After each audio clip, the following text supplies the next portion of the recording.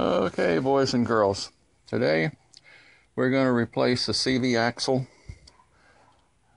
this bad boy right here, on the driver's side of a 2002 Town & Country, or Chrysler Town & Country, with just plain old front wheel drive, not four-wheel drive. And so one of the first things I did was I blocked the back wheels, even though I have the emergency brake on. It always helps to have that. Then I'm going to disconnect this negative side right here of the battery, because we'll be dealing with the sensor for the ABS brakes, and who knows what happens when you may juggle that around or something. So it's time to get started, I guess. And it got jack stand because I'm gonna have it up on both sides. And I already started out by taking the center cap off right there, so that I can get down in here to the cotter pin that's holding the nut shield on, and then we'll take that off, and then we'll break that nut loose. But first I'm going to get her up in the air, not off of the ground, but up in the air and blocked up on ready for jack stands. Okay, so we'll be right back.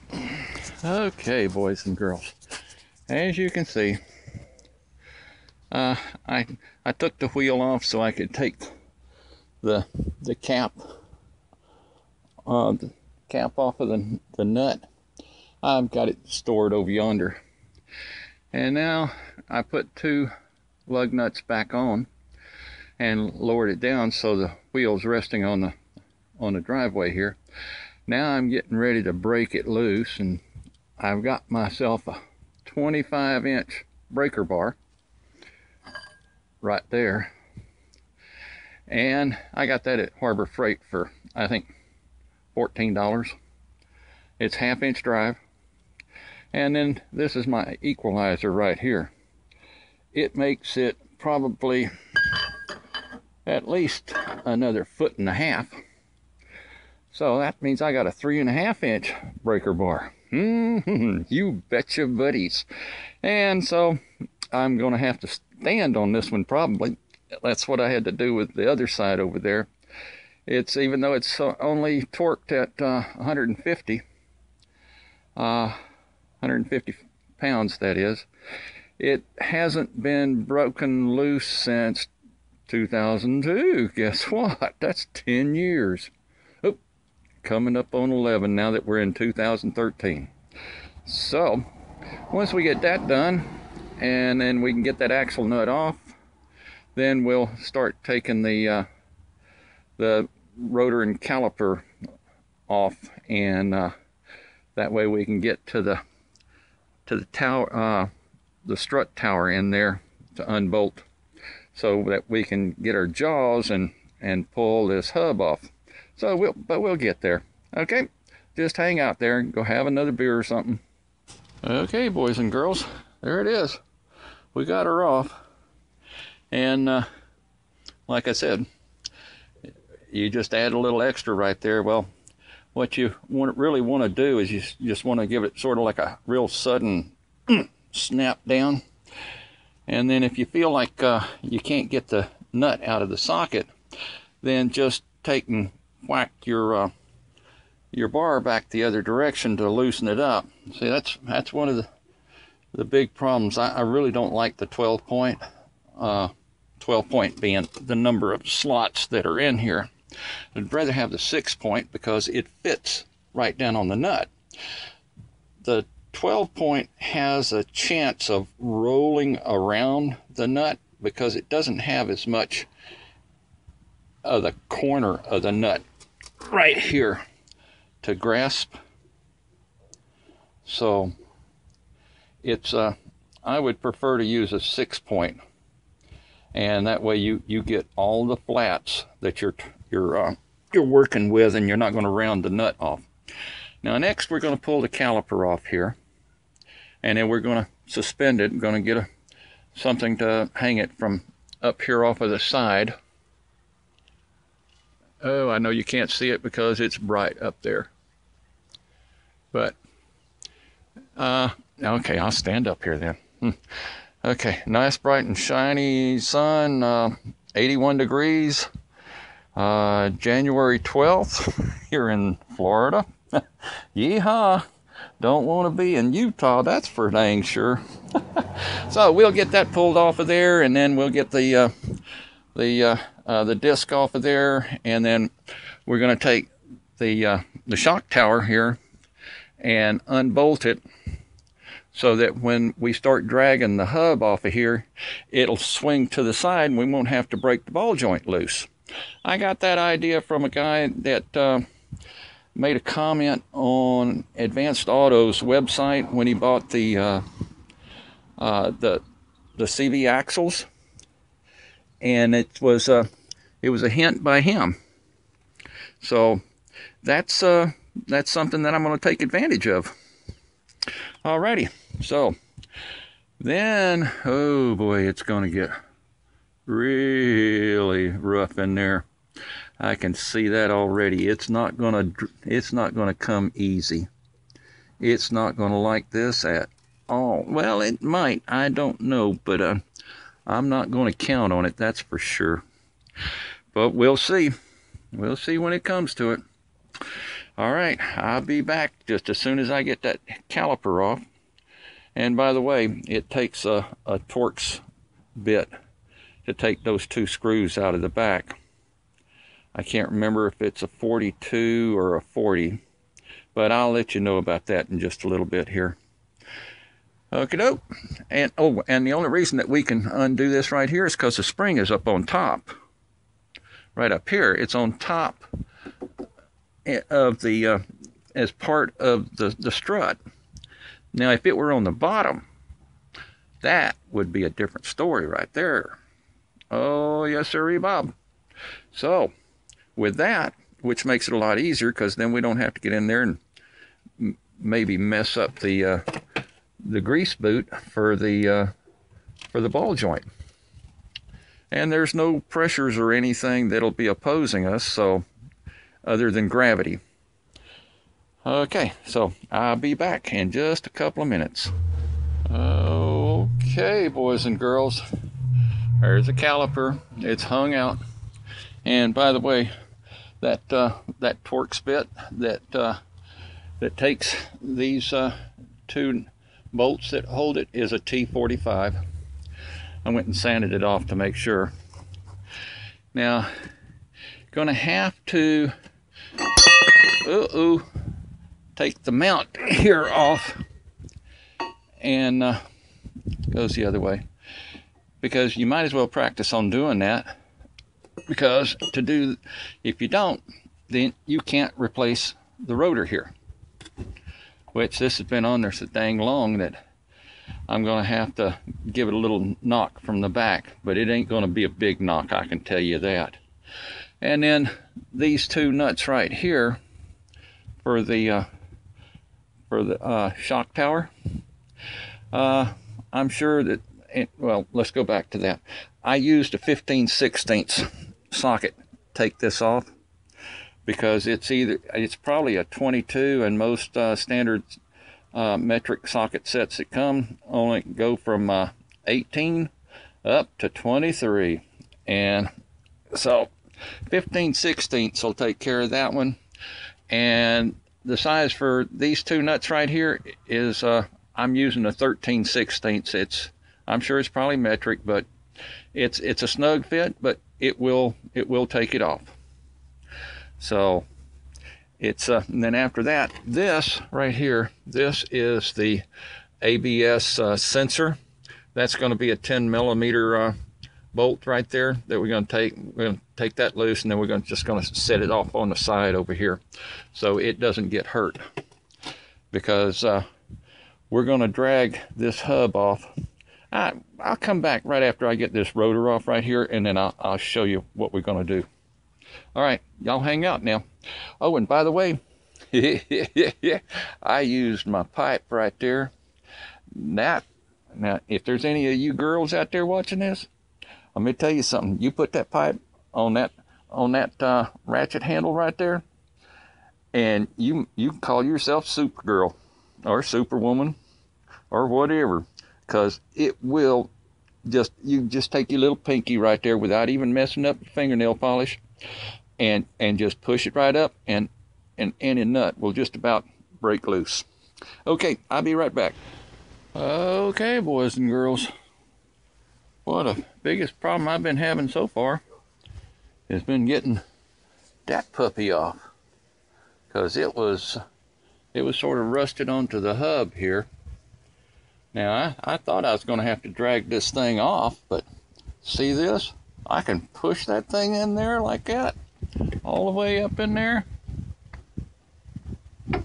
This is going to be easy, I think. And this is the bolt that came right out of here. It slides right in there, right up in there, that is. And what I had to do was, after I got the nut off, and I had to turn this because it's serrated right here. See, let's see here. Find a better, there. See that serration right there? Yeah, right there. That's what keeps it from turning. So when I put it back in, I'm going to have to hold this in while I tighten down the nut there. And see, by doing that, then what happens is this will just pull right off, right here. Well, after I get it off of here, it'll do that. But it's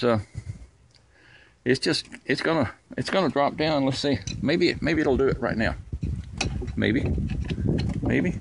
See, I get the screwdriver up in here, get a little prying. No, I'm gonna have to get it off of here first, and then well, wait a minute. Well, I can't do this with one hand, so I'll be back in just a minute and I'll show you. Okay, boys and girls. All right. See, this right here was right up in here. See, no pressure or anything. It's still sitting there. Everything's cool. We're good. And because the axle itself is double jointed, it was easy to manipulate it coming out, taking the spline out of the receiving spline and just twisting it until you get it the way that you want, that you can come out, and we'll go back in the same way.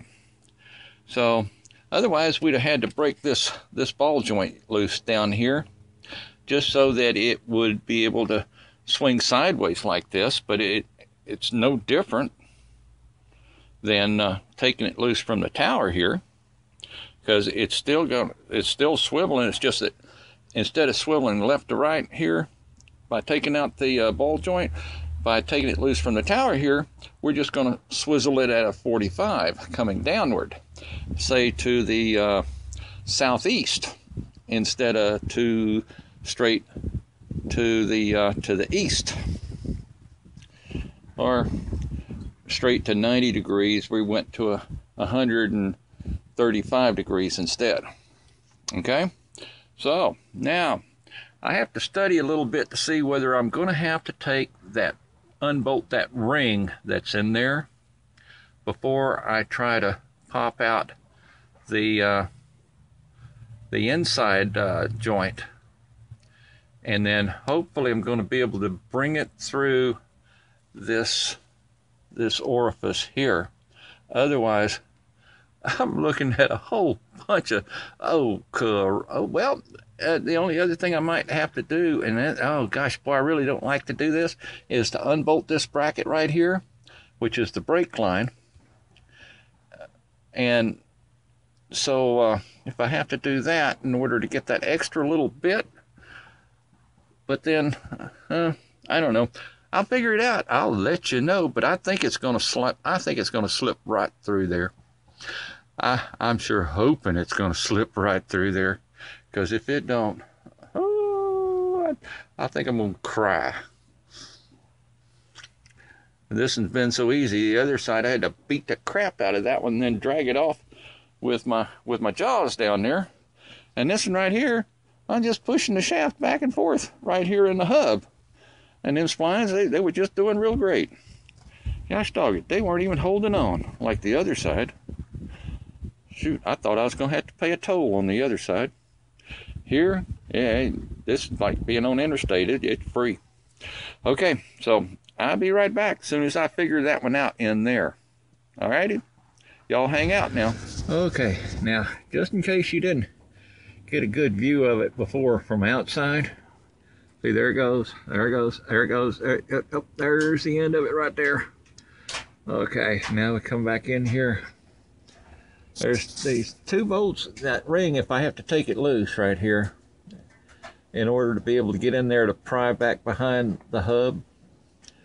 If there's 2 bolts down here, and then there's 4 across the top up there that I'm going to have to put several extensions together to reach if I have to.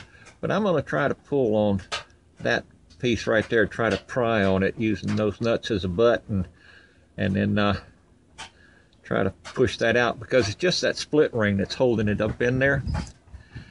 And that split ring is will be the objection for putting it back in, because it has to somehow be compressed in a groove in order to get back in there. I'll show you that when we get ready to put this puppy back in.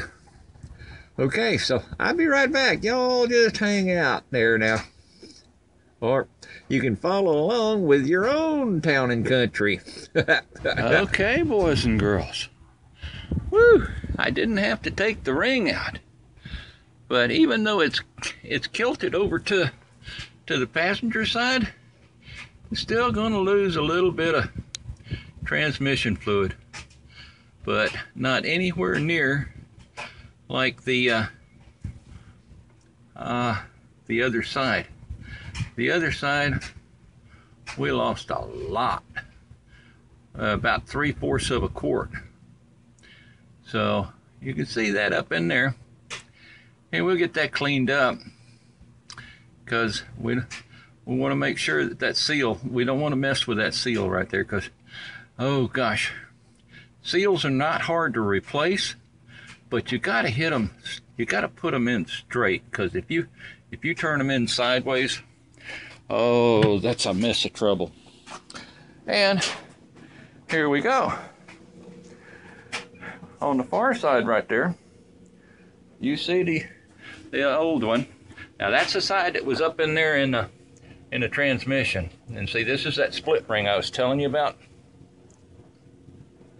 And get that around here. So you can see where it's split right there. Well, it also raises up, and what happens when you put that in, when you push it in there, it has to compress that spring, and then it makes it a little bit of a tussle the rest of the way.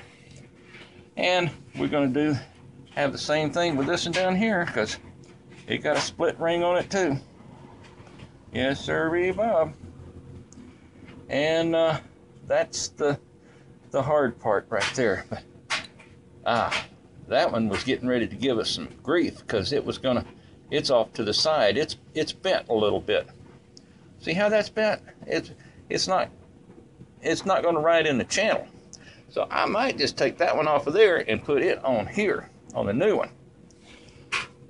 And if it gets down to it, heck, there ain't no reason. You don't really have to have it in there, I guess. I guess you do.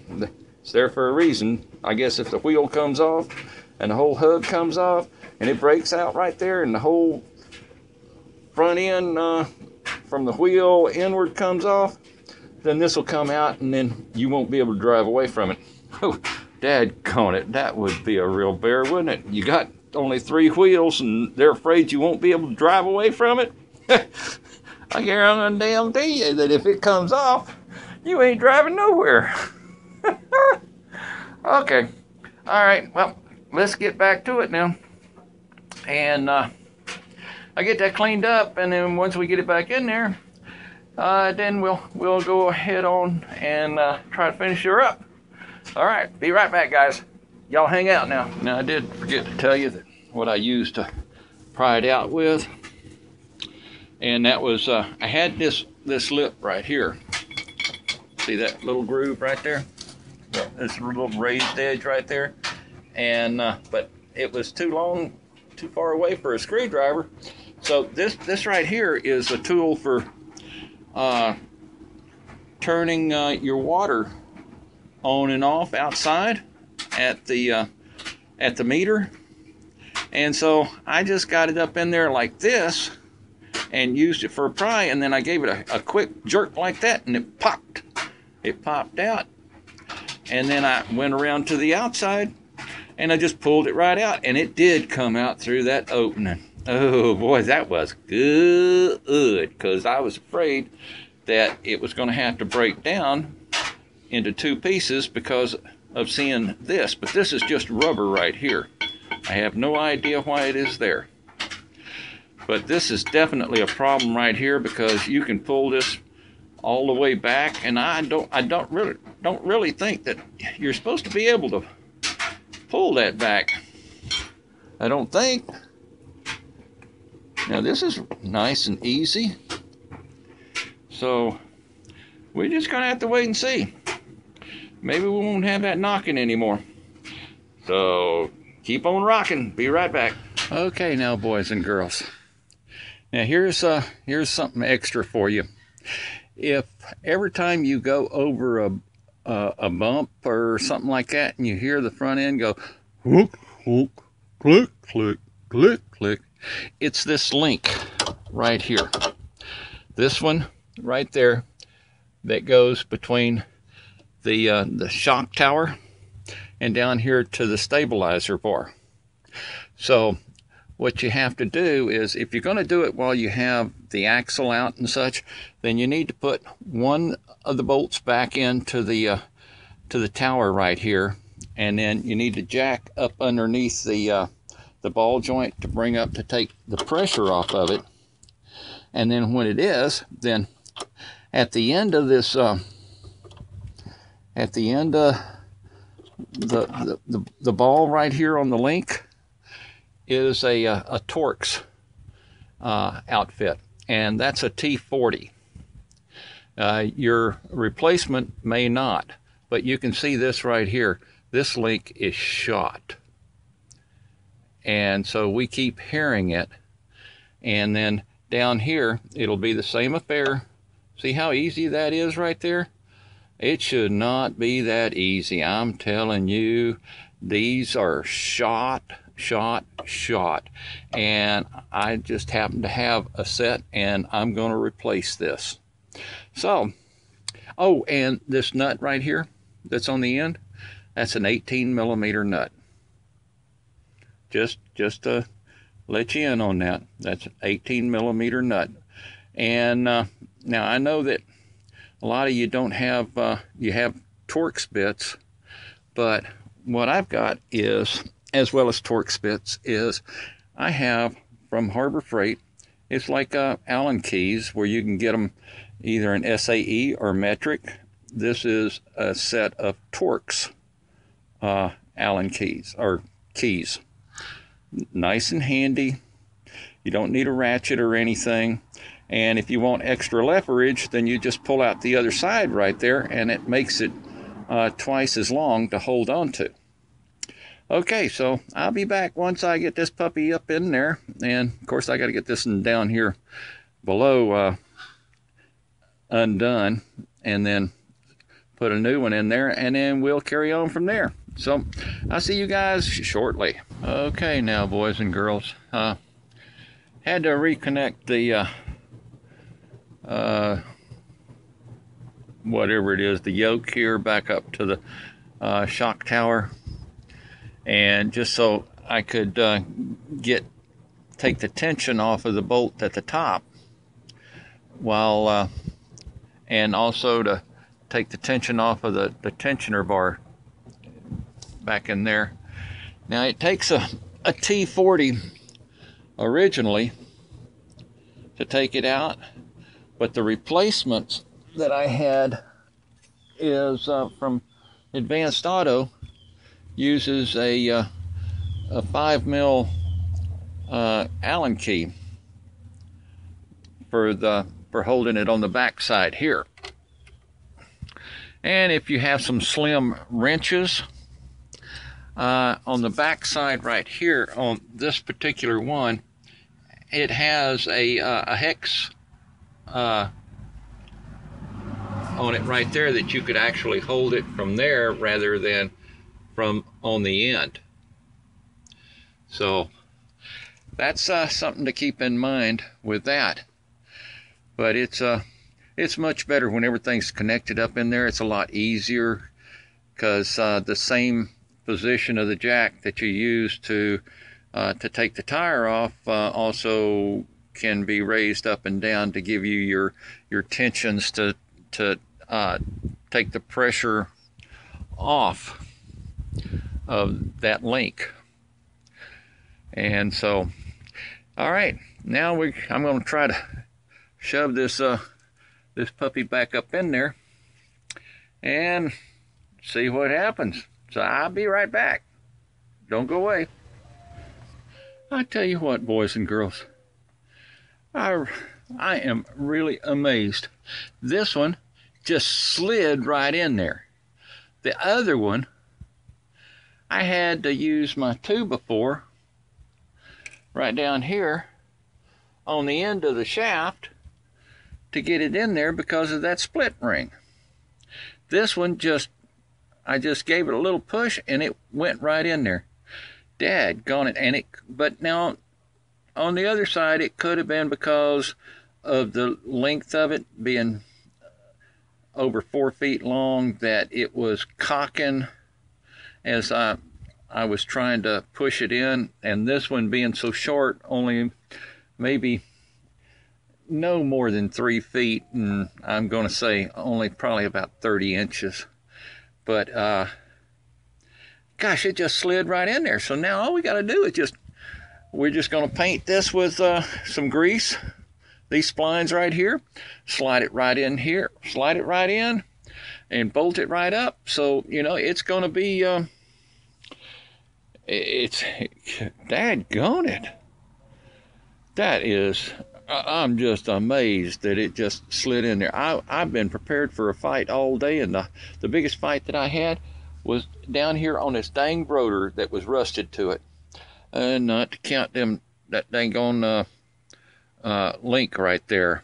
Boy, that was one flat at a time, because that's all the throw that I had on the bottom. The top wasn't so bad. Okay, so I'm going to let you go. When I get her all back together, then I'll come back and let you know. Well, boys and girls, there it is. It's all done. That's a little adapter right there for a little security feature for these wheels. I'll take that out in a minute. I ain't leaving that there. Without that, we don't get it off again, or any of the others. So we're all connected up there. The only thing that's left to do now is reset the clock in there. But of course, we also got to pump the brakes because we had to back off on the caliper right there in order to get that outboard shoe in. Okay, that's it. We'll be putting this up later. See you now.